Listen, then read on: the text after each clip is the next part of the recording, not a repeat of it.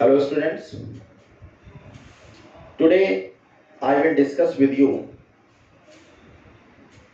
interchange of affirmative and negative sentences.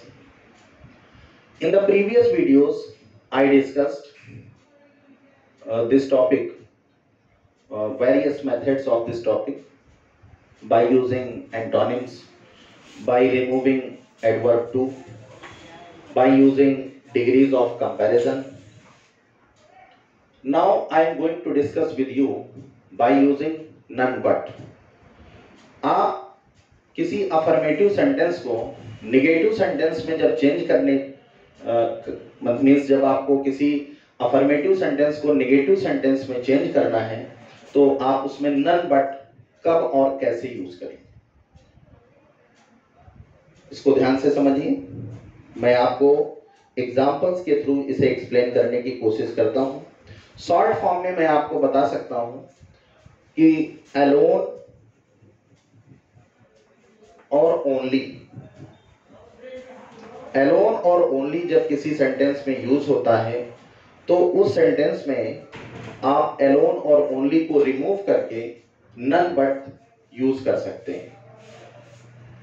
But I want to give you a clear interpretation by giving appropriate examples.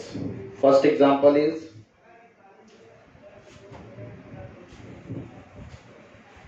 only Mohan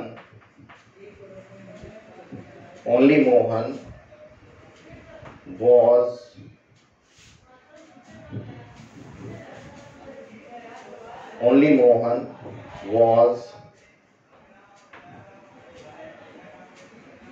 present in the hall.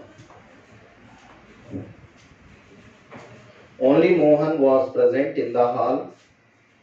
तो इसका solution हो जाएगा none but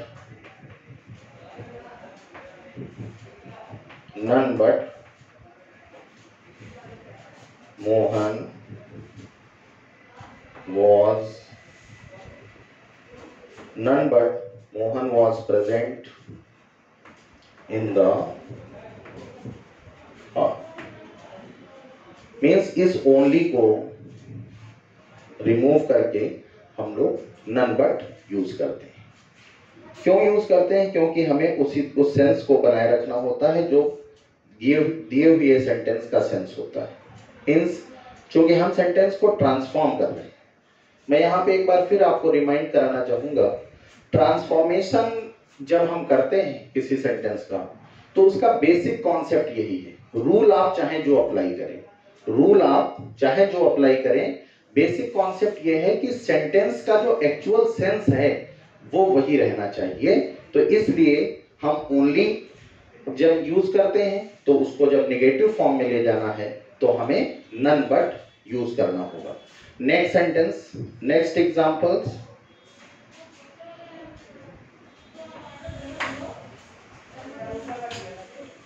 Ravi alone got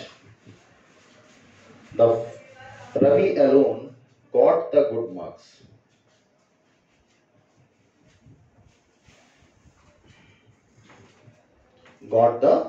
marks. तो इसका solution हो जाएगा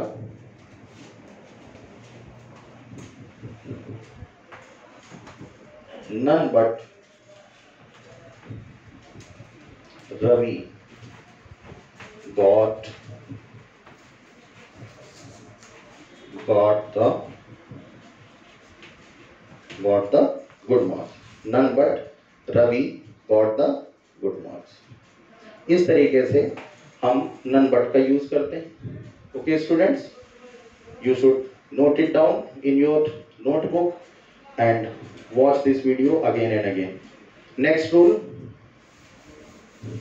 next method for changing affirmative sentence into negative by using no sooner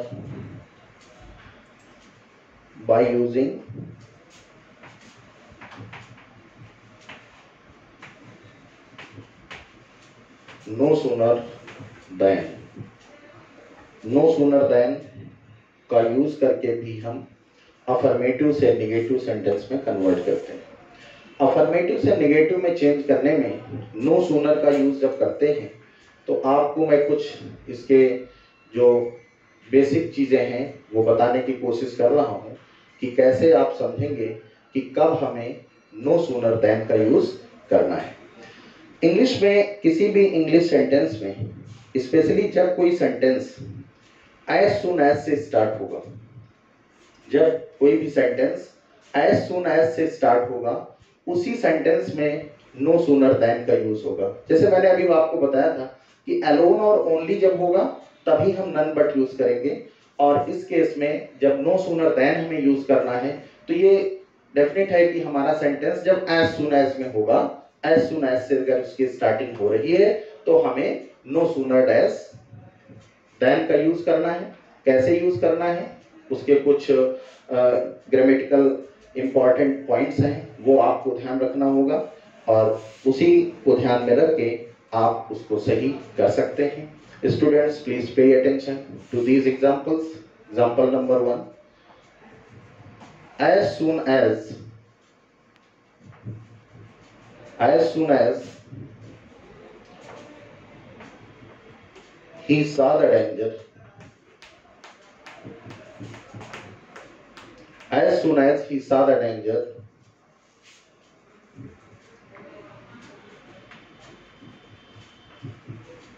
he returned. As soon as he saw the danger, he returned. यहां पे ये comma का use होता है। ठीक, अगर इस सेंटेंस को थोड़ा सा हम और ग्रामेटिकली आपको एक्सप्लेन करना चाहें तो इस सेंटेंस में दो क्लॉजेज हैं, दो पार्ट हैं। एक एज सुन एज को आप अगर रिमूव कर लें तो ही saw the danger, he returned, ये अपने आप में एक सब्जेक्ट है, ये वर्ब है, और ये सब्जेक्ट है और ये वर्ब है। तो ये दो क्लॉजेज हैं, ओके। और एक प्रिंसिपल क्लास और दूसरी सबऑर्डिनेट क्लास। तो इसमें आपको जब नो सूनर देन आपको यूज करना होगा तो एज सुन एज की जगह पर नो सूनर यूज करेंगे। No sooner, no sooner. अब ये यहां पे सा, ये वर्ब की सेकंड फॉर्म है, ये वर्ब की सेकंड फॉर्म। वर्ब की सेकंड फॉर्म मींस ये पास्ट टेंस है, तो हमें यहां पे हेल्पिंग वर्ब डिड यूज करना पड़ेगा। No sooner did he. अब सा को जब हम डिड यूज कर लेते हैं तो जो सेकंड फॉर्म होती है उसको फर्स्ट फॉर्म में यूज करेंगे। No sooner did he see the danger, इस कॉमा की जगह पे देन यूज करेंगे। Then he return.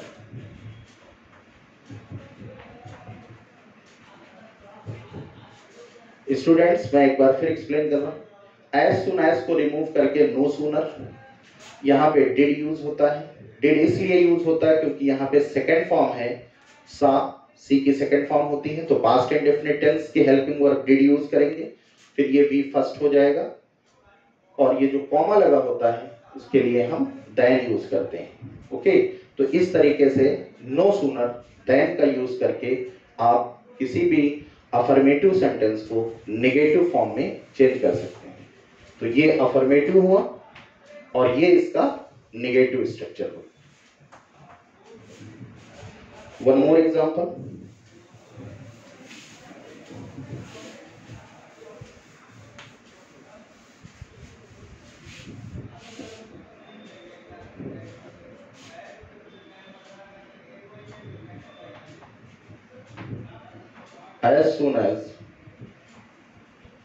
as soon as the sun rose,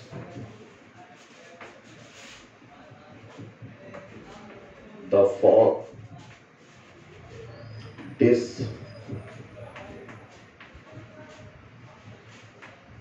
disappeared. As soon as the sun rose, the fog disappeared. Solution is no sooner did the sun rise, no sooner did the sun rise than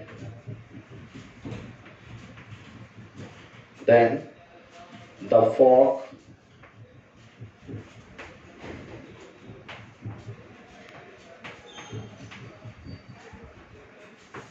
disappeared.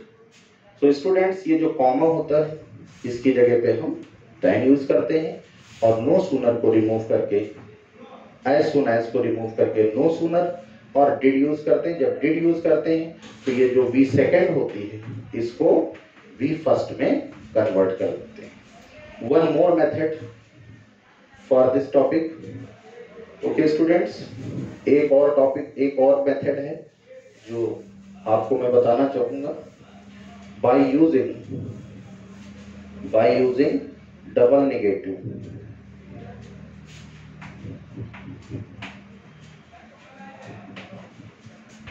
By using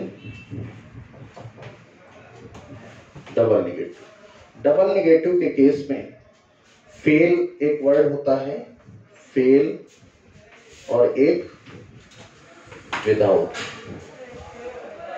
fail और without का use करके affirmative sentence को negative structure में change करते हैं। तो इसके examples के थ्रू मैं इसे समझाना चाहूंगा। ही सादा ताज, तो इसका सॉल्यूशन हो जाएगा, क्योंकि इसको नेगेटिव फॉर्म में चेंज करना है। He did not fail to see the Taj। अब ये did not जो यूज हुआ है इसका रीजन ये है कि ये वर्ब की एक सेकेंड फॉर्म है। ये वर्ब की सेकेंड फॉर्म जब होती है और उस सेंटेंस में अगर हमें नेगेटिव वर्ड यूज करना है, मींस उस पर नॉट लगाना है, तो पास्ट इंडेफिनिट की हेल्पिंग वर्ब डिड है, तो उसमें डिड नॉट। फेल यूज करने का यहाँ पे ये सेंस है कि हमें उस सेंटेंस का सेंस मेंटेन रखने के लिए फेल वर्ड यूज करते हैं। और फेल के बाद में ये टू सी, इसको हम हमेशा इंफिनिटिव फॉर्म ही यूज करते हैं, मीन्स वर्ब की फर्स्ट फॉर्म से पहले जनरली टू का यूज करते हैं। तो he did not fail to see the Taj, इस टाइप से ये स्ट्रक्चर हो जाता है। Next example students, please pay attention.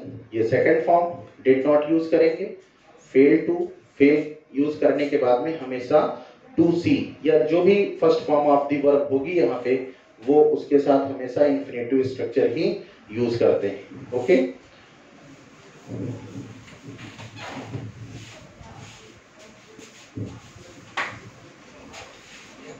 Next example,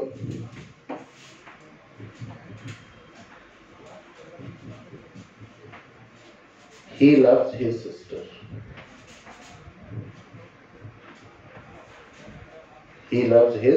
sister, इसमें हम विदाउट वर्ड यूज करके आपको दिखा रहे हैं कि नेगेटिव फॉर्म में कैसे चेंज होगा। अब ये सेंटेंस अफर्मेटिव है। अफर्मेटिव मीन्स इसमें कोई भी वर्ड नेगेटिव वर्ड नहीं यूज हुआ है। तो ही लव्स हिज सिस्टर, इसको जब हम विदाउट का यूज करके इसको बनाएंगे तो ये हो जाएगा he is not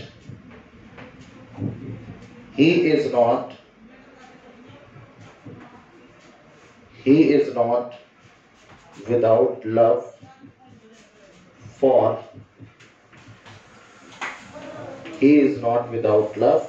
for his sister।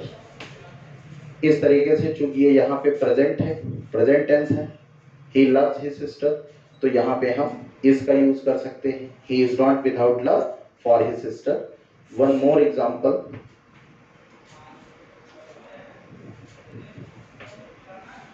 Brutus loved Portia। तो ये पास्ट इंडेफिनिट टेंस है, तो यहाँ पे हम was का यूज करेंगे।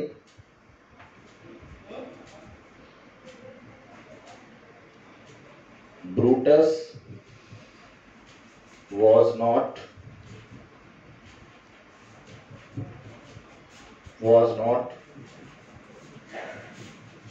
without love.